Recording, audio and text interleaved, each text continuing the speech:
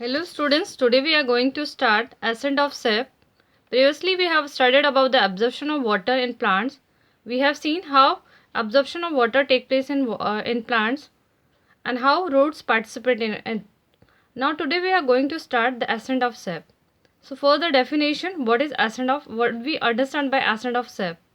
So ascent of SEP is it is the upward transfer of water along with dissolved mineral from the root to the tip is called ascent of SEP. जितना भी पानी है हमने कहा कि वो है रूट से एब्जॉर्ब होता है और रूट से कहाँ पहुँचा दिया जाता है, रूट हेयर से जाइलम तक पहुँचा दिया जाता है। जब जितना भी रूट्स होती हैं वो जितना भी पानी एब्जॉर्ब करती है वो सिर्फ जाइलम तक पहुँचता है, वो भी रूट जाइलम तक। अब उस रूट जाइलम से लेकर इतने सारे लॉन्ग ट्रीज रहते हैं, उनकी टिप तक कैसे पहुँचता है उसे बोलते हैं एसेंट ऑफ सेप। जो लास्ट टिप है यानी जो भी कोई शूट है उसके अपेक्स तक पानी को पहुंचाने को कहते हैं एसेंट ऑफ सेप। कि जो पानी है वहाँ जाइलम से लेकर यानी रूट से लेकर पूरा शूट एपेक्स तक यानी टिप तक पहुंच रहा है ट्री के, that is known as ascent of sap. So in this topic we will study in detail the ascent of cell. So there is one experiment is also mentioned in your book. उस experiment के अंदर accent of सेप को दिखाया गया है कि उन्होंने दिखाया कि एक बालसम प्लांट था, उसको लिया गया, उसको सेफ्रन में डिप किया गया कुछ हार्स के लिए, और जब उसको कट करके देखा तो उन्होंने उसकी वेन्स में हमने क्लियर देखते हैं उसकी जाइलम वेसल्स के अंदर कि जो सेफ्रन है वो दिख रहा है। तो उससे पता लगता है कि हाँ जो पानी है वो एब्जॉर्ब होकर ऊपर की तरफ जा रहा है। Now we will going to start the mechanism of ascent of cell. So following are the theories explaining ascent of SEP. तो तीन theories हैं. First is vital force theory, second is root pressure theory, and third one is physical force theory. So let's start with vital force theory. Vital force theory. In this theory, ascent of SEP is the result of force developed by the activities of living cell of the plants.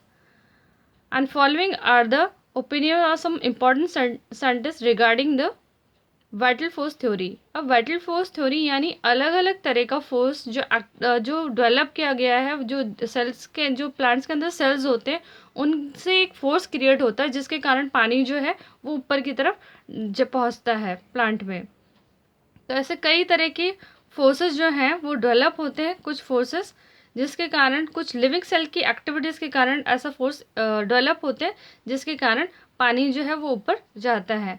तो कुछ scientist ने इस जो है theories दी हैं. तो उनमें से फर्स्ट है गोल्डलेवस्की.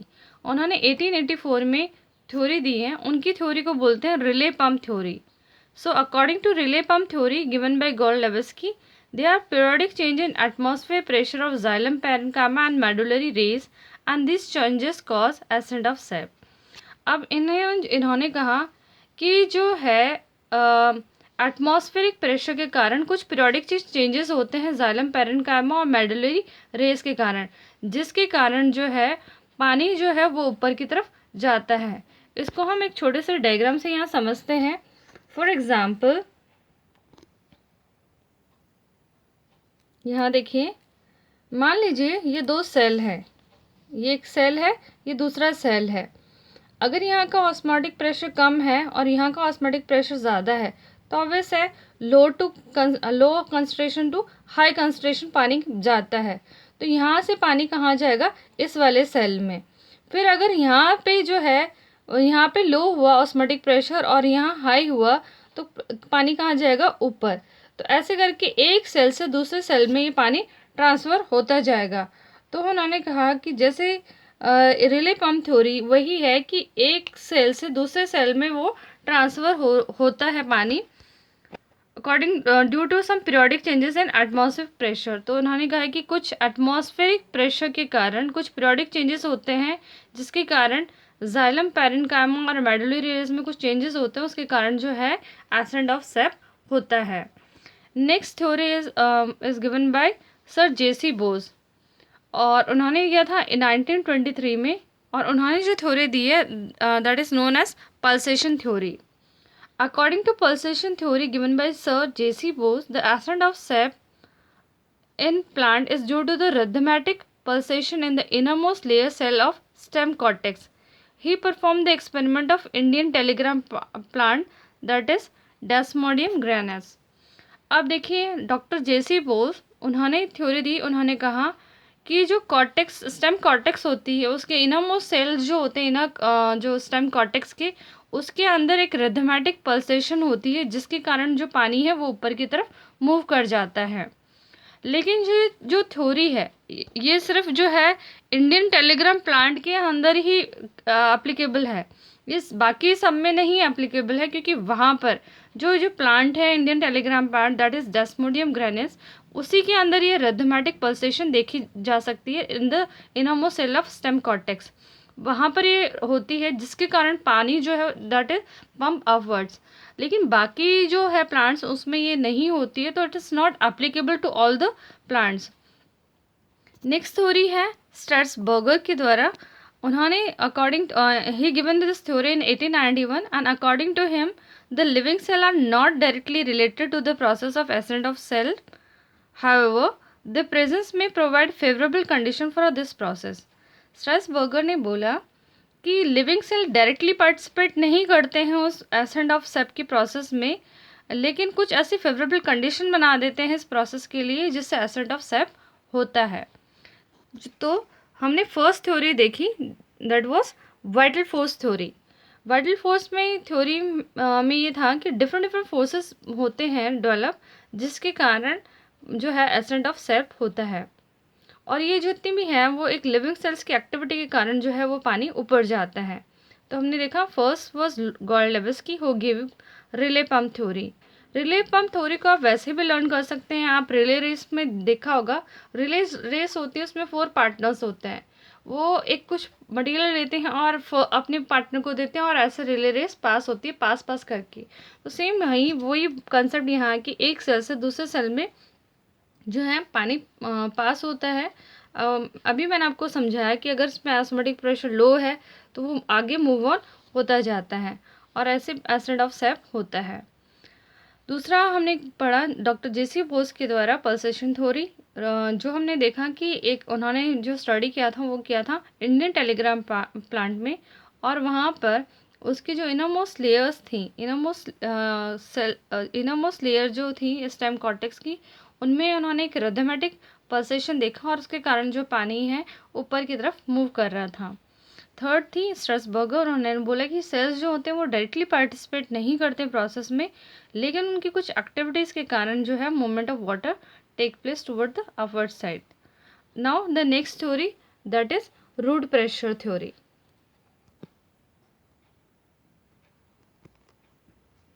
Root pressure theory. According to this theory, the cell wall of parenchymatous cell is elastic in nature. Due to flow of water or mineral in them, create a tension of their wall, and the wall tend to return into their original state. So they develop a positive pressure on the matter present in cell. So some amount of sap is pressed in the trachy elements, and due to the matter, the pressure developed in vessel is called root pressure. अब देखिए, अब इसको बहुत ध्यान से समझिएगा।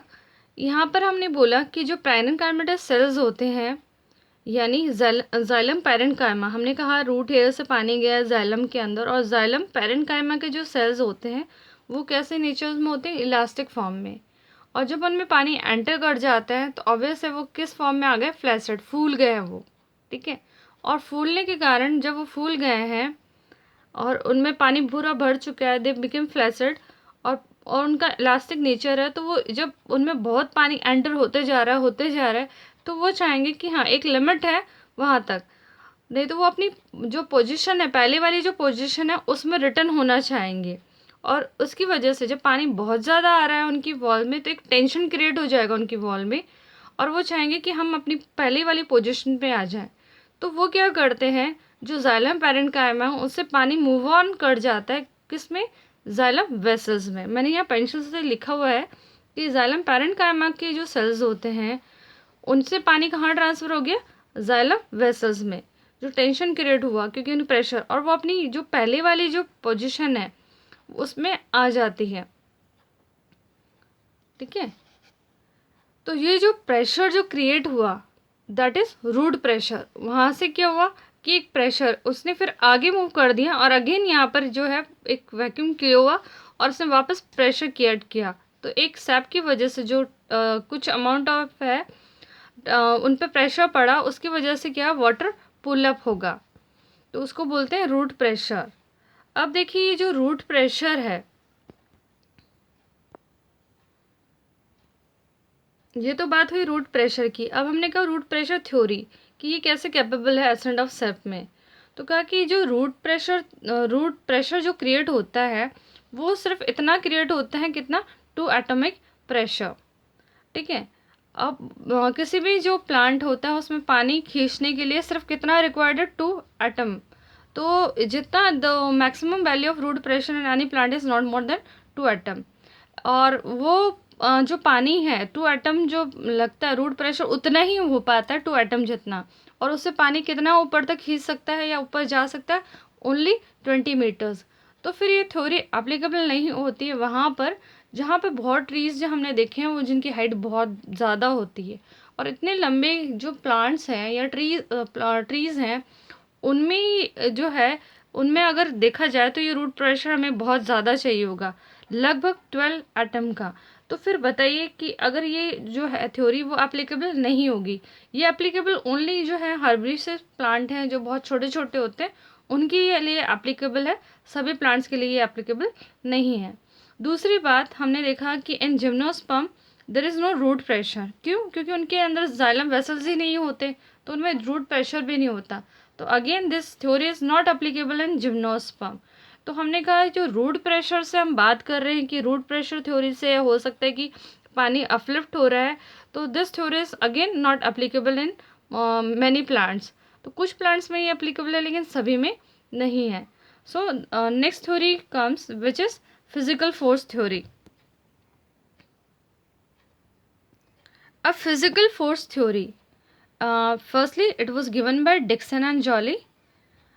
ये दिया गया था डिक्सन और जॉली ने दिया है 1894 में। और according to it the ascent of sap in plants occur due to physical forces only and the living cells do not take part in it. अब इन्होंने कहा कि यहाँ पर फिजिकल फोर्स थ्योरी के अंदर उन्होंने कहा कि यहाँ पे कुछ फिजिकल फोर्सेस पार्टिसिपेट करते हैं जिसके कारण पानी जो है वो ऊपर की तरफ जाता है। बाकी इसमें लिविंग सेल का कोई रोल नहीं होता, वो पार्टिसिपेट नहीं करते हैं। और फिजिकल फोर्सेस जो भी हैं वो कौन कौन से होते हैं?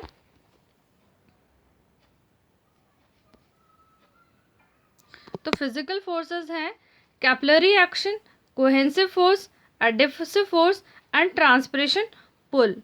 मैं इन सबको आपको डिटेल में समझा दूंगी कि एक एक फोर्स क्या क्या है। तो फिजिकल फोर्सेस जो हैं फिजिकल फोर्सेस में हमने कहा first is capillary action, second है कोहेंसिव फोर्स, थर्ड है adhesive force and fourth one is transpiration pull. इनको मैं डायग्राम से भी समझाऊंगी, इससे पहले हम एक ब्रीफ जो है इनका डेफिनेशन हम लोग क्लियर कर ले कि ये होते क्या हैं। तो फर्स्ट इज कैपिलरी एक्शन।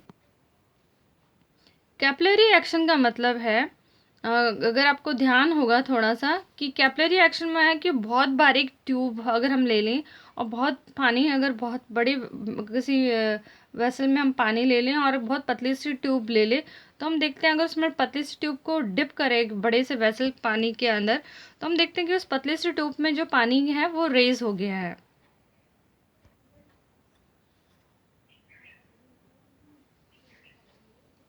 तो ये कैपिलरी एक्शन का मतलब है कि पतले से ट्यूब से जो है पानी वो क्या होगा, वो रेज हो जाएगा। नेक्स्ट है कोहेंसिव फोर्स। कोहेंसिव फोर्स आपने पढ़ा ही होगा कि जो सेम मॉलिक्यूल्स होते हैं उनके अंदर एक फोर्स ऑफ अट्रैक्शन होता है जिससे कारण वो एक दूसरे से अटैच रहते हैं। तो यहाँ पर भी कोहेंसिव फोर्स जो है वो रहता है वाटर मॉलिक्यूल्स के बीच में।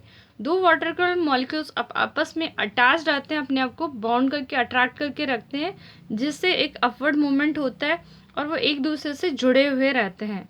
Next is adhesive force. Adhesive force होता है एक जो है एक इक्वल है, जो यहाँ पर एडहेसिव फोर्स हम स्टडी कर रहे हैं वो होता है जो वॉल है, लिग्निफाइड वॉल है जो जाइलम की प्लस वाटर मॉलिक्यूल्स उनके बीच का जो फोर्स है that is adhesive force. Next है ट्रांसपिरेशन पुल।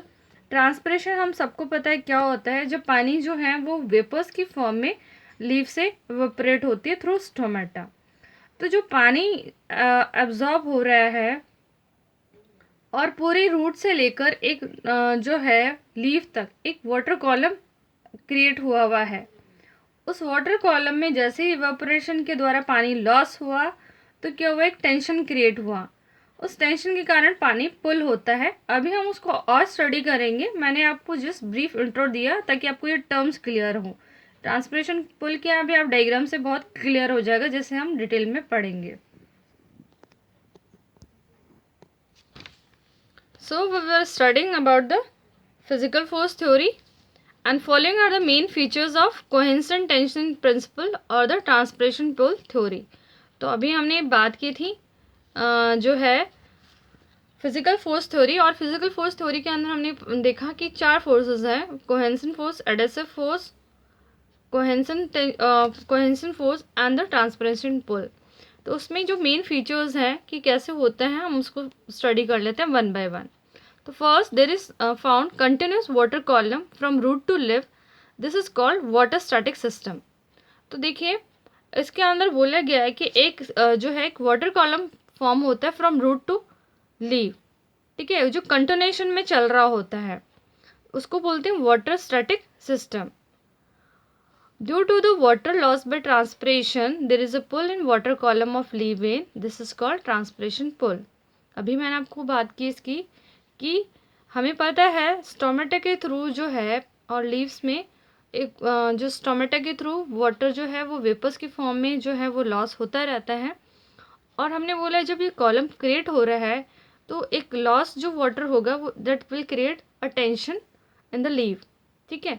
और टेंशन के कारण क्या होगा, एक जो है एक वी कैन से अ सकल प्रेशर विल बी क्रिएट, जिसके कारण जो पानी है वो that will be sucked upward. Water column is pulled up on amount of tension created by transpiration. The continuity of the water column does not break due to the strong cohesion force between water molecule, the value of which may be 45 to 207 atom. And due to transpiration pull and cohesive force, the water rises and no metabolic energy is spent, only carried by physical forces. देखिए इसको एक बार diagram से समझती हूँ, फिर मैं एक बार points को वापस आपको समझा दूंगी। तो यहाँ से इस डायग्राम से समझने की कोशिश करते हैं। देखिए यह एक डायग्राम है, ये स्टेम है और ये एक लीफ का डायग्राम है। मैं यहाँ स्टोमेटा भी आपको ड्रॉ कर देती हूँ। यहाँ देखिए आप, यहाँ स्टेम से जो है पानी वो लीफ तक जा रहा है। अब पहले हमने बात की कोहेसिव फोर्स जो क्या है किसके बीच में है, इन वाटर मॉलिक्यूल्स के बीच में। और एडहेसिव फोर्स यहाँ देखिए ये मैंने अटैच नहीं किया, ये पूरी वॉल के अटैच रहेगा, ये पूरा वॉल के टच करते हुए रहेंगे, ठीक है। तो attraction force between vessel wall and water is adhesive force, और जो है वाटर मॉलिक्यूल्स के बीच में जो है वो दैट इज कोहेसन फोर्स। और आप देख रहे हैं अब कोहेसन फोर्स के कारण क्या है, एक मॉलिक्यूल दूसरे वाटर मॉलिक्यूल को क्या है ऊपर की तरफ खींच रहा है। पर यहाँ देखिए यहाँ सही से ड्रॉ हुआ है कि एडहेसिव फोर्स के कारण ये क्या है, जो जाइलम वेसल्स हैं उसके पूरे अटैच्ड है, ठीक है। और उसकी वजह से एक कॉलम क्रिएट हो गया है टिल द लीव, ठीक है। यहाँ देखिए और कैपिलरी यहाँ तक जो पानी गया है, हमने कहा ना एक छोटी सी डायमीटर की जाइलम वेसल के कारण पानी खुद रेज हो जाता है।